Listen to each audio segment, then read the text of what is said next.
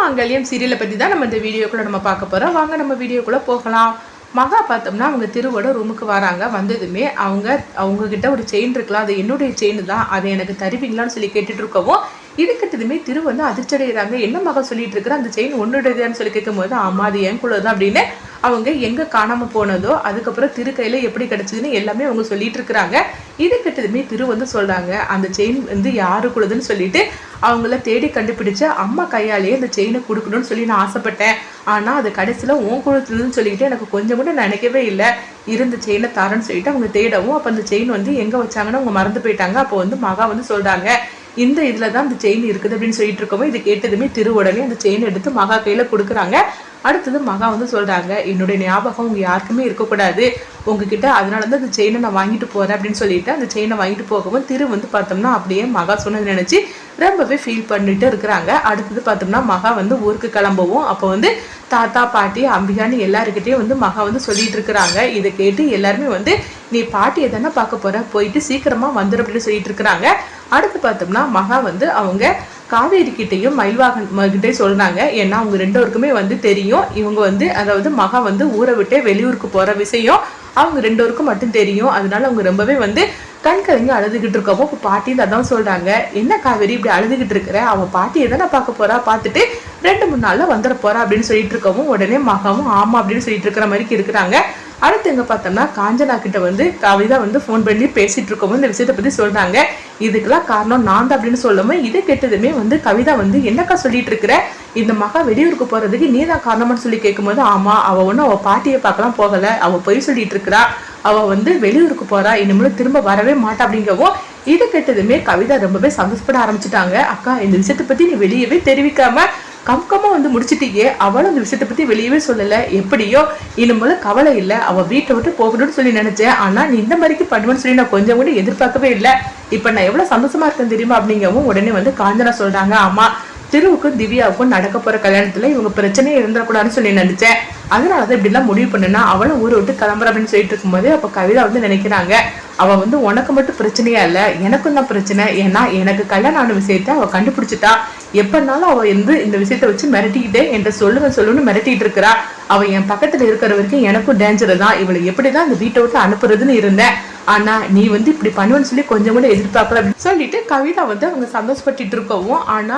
திவ்யாவுக்கு இந்த விஷயம் தெரியாதனாலதான் அவ சம்மதிச்சிட்டா. அப்படிங்கும்போது ஆமா கவிதா நீ சொல்றது கரெக்டு தான், கவிதாவுக்கு இவ வெளியூருக்கு போற விஷயம் தெரியாது, தெரிஞ்சா கண்டிப்பா விட மாட்டா, ஆனா அவளும் வந்து நான் சொன்னதுக்கு ஒத்துக்கிட்டு ஊருக்கு போக கிளம்பிட்டா, அவ கடைசி நேரத்துல கூட அவ கிளம்பாம நின்றக்கூடாது அப்படின்னு சொல்லிட்டு இருக்கவும் இல்லக்கா அவ கிளம்பிட்டா அநேகமா இப்ப கிளம்பி போயிரும் அப்படின்னு சொல்லிட்டு இருக்கும் போதே மகா பார்த்தோம்னா எல்லாத்தையும் சொல்லிட்டு அவங்க கிளம்புறாங்க. அப்போ வந்து அவங்க காவேரி வந்து அதை பார்த்துட்டு அவங்கள பார்த்துட்டு அப்படியே ஃபீல் பண்ணிட்டு இருக்கிறாங்க காவேரியும் மயிலும், ஏன்னா மகா இனிமேல் திரும்பி வரமாட்டாள் அப்படின்னு சொல்லிட்டு அவங்க அழுதுகிட்டு இருக்கவும் அம்பிகா பார்த்தோம்னா நினைக்கிறாங்க என்ன காவேரி நீ ஃபீல் பண்ணிட்டு இருக்காது, அவள் பாட்டியை தானே பார்க்க போறா, அவள் பாட்டிக்கு உடம்பு நல்லா இருந்தோ வந்துட போறா அப்படின்னு சொல்லிட்டு இருக்கவும் உடனே காவேரி மனசுக்குமே நினைக்கிறாங்க இல்லை நீ அவள் கண்டிப்பாக திரும்பி வரவே மாட்டா, அவள் வந்து எங்கே போறான்னு தெரியாம நீங்க இந்த மாதிரிக்கெல்லாம் சொல்லிட்டு இருக்கிறீங்க அப்படின்னு சொல்லி அவங்க மனசுக்குமே நினைக்கிறாங்க. அடுத்தங்க பார்த்தோம்னா வந்து காஞ்சனாவும் அவங்க கவிதாவும் பேசிட்டு இருக்கிறாங்க.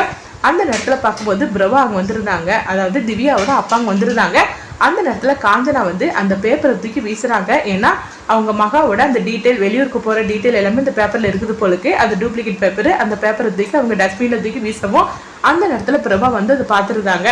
உடனே காஞ்சனா திரும்பி பாக்குறாங்க, ஐயோ நம்ம இவ்வளவு நேரம் பேசினது எல்லாத்தையும் ஒரு கேட்டுருப்பாரோ அப்படின்னு சொல்லிட்டு அவங்க நினைக்கவும் உடனே வந்து பிரபா வந்து ஆமா கார் இங்க நிக்கிற, அவ திவ்யா வந்து காலேஜுக்கு எதுல போனா அப்படின்னு சொல்லி கேட்டுட்டு இருக்கவும் அவ பைக்ல போயிட்டா அப்படின்னு சொல்லிட்டு இருக்கும்போது நம்ம பேசினது எதுவும் அவர் கேட்கல போலுக்கு அப்படின்னு சொல்லிட்டு காஞ்சனா நினைக்கவும் ஆமா நீங்க ஆபீஸ்க்கு போலன்னு சொல்லி கேட்கும்போது இல்ல வீட்டுல இருந்தா அந்த வேலையை பார்க்க போறேன் அப்படின்னு சொல்லிட்டு எனக்கு கொஞ்சம் வேலை இருக்கு அப்படின்னு சொல்லிட்டு உடனே அவங்க லேப்டாப்ல எடுத்து அவங்க வேலையை பார்க்க ஆரம்பிச்சிருந்தாங்க. அப்ப காஞ்சனா வந்து எப்படியோ நம்ம பேசினது எதுவுமே அவர் கேட்காம போயிட்டாரு, அது வரைக்கும் சந்தோஷம் தான் சொல்லி நினைச்சிட்டு இருக்கிறாங்க. அடுத்தது பார்த்தோம்னா காஞ்சனா அந்த ரூமை விட்டு போனதுமே பிரபாவுக்கு சந்தேகம் வருது, நம்ம வரும்போது ஒரு பேப்பரை தூக்கி அவ கசைக்கு எரிஞ்சால டஸ்ட்பின்ல அது என்னன்னு சொல்லி பார்க்கலாம் அப்படின்ட்டு அதை எடுத்து பாக்குறாங்க. பார்த்ததுமே அதிர்ச்சி அடைகிறாங்க. என்னன்னு பார்த்தோம்னா மகா வெளியூருக்கு போகக்கூடிய அந்த டாக்குமெண்ட் ஃபைல் தான் அதுல எல்லாமே வந்து அந்த பேப்பர்ல இருக்குது. இதை பார்த்ததுமே அப்போ மகா வந்து உண்மையிலே அவ பாட்டியை பார்க்க போகல, அவளை வெளியூருக்கு அனுப்பி விட்டுருக்குறா, ஐயோ இன்னும் கொஞ்ச நேரத்துல அவ கிளம்பிடுவாளா, இப்ப அதை நடக்க விடக்கூடாது, திவ்யாவுக்கு நம்ம இப்பவுமே ஃபோன் பண்ணி சொல்லிடலாம் அப்படின்னு பிரபா பார்த்தோம்னா திவ்யாவுக்கு ஃபோன் பண்றாங்க. அந்த திவ்யா வந்து எக்ஸாம் எழுதிட்டு இருக்கனால அவங்க போனை எடுக்கவே இல்லை. இங்க பார்த்தோம்னா மகா வந்து கிளம்பி போயிட்டு இருக்கவும் அப்ப மகா வந்து பார்க்கும்போது அவங்க அழுதுகிட்டே போயிட்டு இருக்கிறாங்க. திவ்யாக்கா உங்ககிட்ட வந்து நான் போய் சொல்லி நான் ஊரை விட்டே கிளம்புறேன், என்ன மன்னிச்சிருங்கக்கா. இனிமேலும் உங்க வாழ்க்கையிலும் திருவோட வாழ்க்கையில நான் எந்த விதத்திலயும் வந்து நான் தலையிடவே மாட்டேன், என்ன மன்னிச்சிருங்கக்கா அப்படின்னு சொல்லிட்டு இருக்கும்போது இங்க பார்த்தோம்னா வந்து காவேரி வந்து அழுதுகிட்டே இருக்கிறாங்க. அப்ப மயில் வந்து ஆறுதல் சொல்லிட்டு இருக்கிறாங்க. இங்க பாருங்க நீங்க அழாதீங்க அப்படின்னு சொல்லிட்டு இருக்கும்போதே நான் எப்படி மயில் அழாம இருக்க முடியும், மகா இந்த மாதிரிக்கு வந்து வெளியூருக்கு போறாள், இனிமேல அவ வரவே மாட்டா, அதை நினைச்சா எனக்கு எவ்வளவு தூரம் ஃபெயிலிங்கா இருக்கு தெரியுமா, அவன் எனக்கு கூட பிறக்காத ஒரு தங்கச்சி மாதிரி, அவன் எல்லாருக்குமே அவன் நல்லதுதான் நினைப்பாளே தவிர யாருக்குமே வந்து அவள் கெடுதல் நினைக்கவே மாட்டா. சொல்ல போனாக்கி எனக்கு வந்து இந்த மாதிரிக்கு ஒரு வாழ்க்கையை அமைச்சு கொடுத்ததே அவ தான்.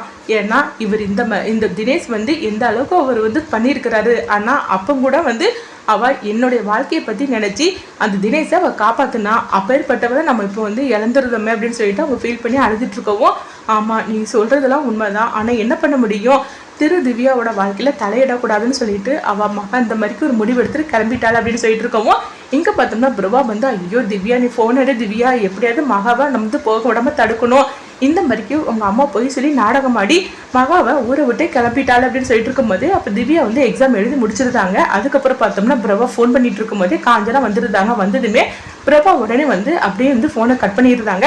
அப்ப நீங்க யாருக்கு ஃபோன் பண்றீங்க என்னாச்சு அப்படின்னு சொல்லி கேட்டுட்டு இருக்கவும் இல்ல பிசினஸ் விஷயமா நான் ஒருத்தருக்கு ஃபோன் பண்ணிட்டு இருக்கிறேன் அப்படின்னு சொல்லும் போது அப்ப காஞ்சனாவுக்கு சந்தேகம் வருது.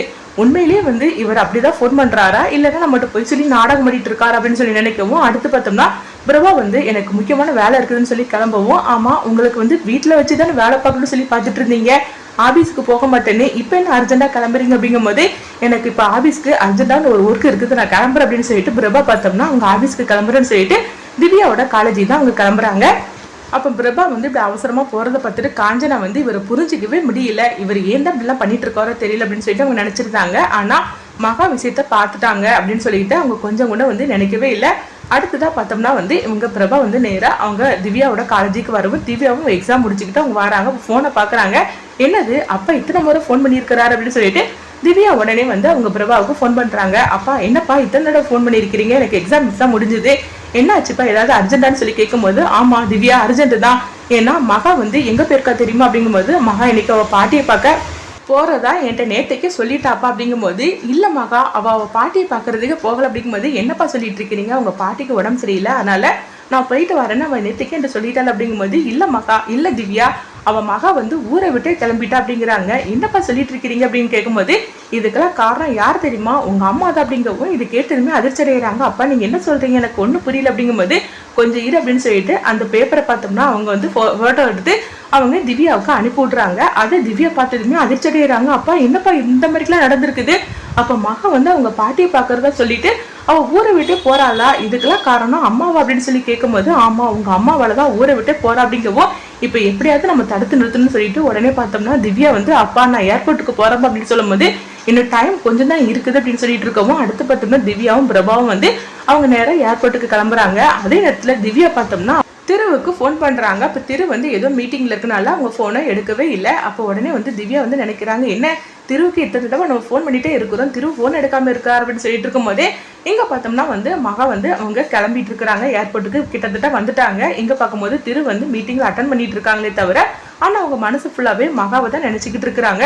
மகா என்ன இருந்தாலும் சரிதான் ஊரை விட்டே கிளம்பிட்டால, அவ எனக்காகவும் திவ்யாவுக்காகவும் இப்படி தன்னுடைய வாழ்க்கையை வந்து அவ இழந்துட்டாள் அப்படின்னு சொல்லிட்டு மகாவையே நினைச்சுக்கிட்டு திரு வந்து ரொம்பவே ஃபீல் பண்ணிட்டு இருக்கிறாங்க. அப்ப மீட்டிங்ல பேசும்போது திரு எதுவுமே பேசாம இருக்கவும் என்ன சார் என்னாச்சு அப்படிங்கும் போது ஒன்னும் இல்லை அப்படின்னு சொல்லிட்டு திரு வந்து சொல்லவும் அடுத்தது திவ்யா வந்து அவங்க திருவுக்கு ஃபோன் பண்ணிட்டு இருக்கவும் உடனே திரு வந்து பாக்குறாங்க, என்னது இத்தனை முறை ஃபோன் பண்ணியிருக்கிற அப்படின்னு சொல்லிட்டு உடனே பார்த்தோம்னா அவங்க மீட்டிங்ல இருந்து பாதியில வந்திருந்தாங்க. என்னாச்சு திவ்யா அப்படின்னு சொல்லி கேட்டுட்டு இருக்கும் போது மகா எங்க போயிட்டா தெரியுமா, ஊரை விட்டு போயிட்டா, அதுக்கு காரணம் எங்க அம்மா தான், இப்பதான் எனக்கு விஷயம் தெரிஞ்சிச்சு, இப்ப அவளை பாக்குறதுக்காக தான் நான் ஏர்போர்ட்டுக்கு போறேன், நீங்களும் சீக்கிரமா வந்துருங்க அப்படிங்கவும் இது கேட்டதுமே திரு அதிர்ச்சி அடைகிறாங்க. ஏன்னா ஏற்கனவே திருவுக்கு இந்த விஷயம் தெரிஞ்சனால அடுத்தது பார்க்கும்போது மகா ஏர்போர்ட்டுக்கு வந்துருந்தாங்க. அதே நேரத்துல திவ்யாவும் வந்துருந்தாங்க. வந்ததுமே மகாவை பலார்னு ஒரு அற விடுறாங்க, உனக்கு எவ்வளவு தைரியம் தான் என்கிட்ட போய் சொல்லிட்டு நீ வெளியூருக்கு கிளம்பு அப்படிங்கும் போது இப்ப உடனே என் கூட வா அப்படின்னு சொல்லிட்டு திவ்யா வந்து அவங்க மகாவை அழைச்சிட்டு வராங்க. மகா வரவே மாட்டேன்னு சொல்லவும் இதுக்கெல்லாம் காரணம் எங்க அம்மா தான் எனக்கு தெரியும், நீ வா அப்படின்னு சொல்லிட்டு அவங்க அழைச்சிட்டு வராங்க.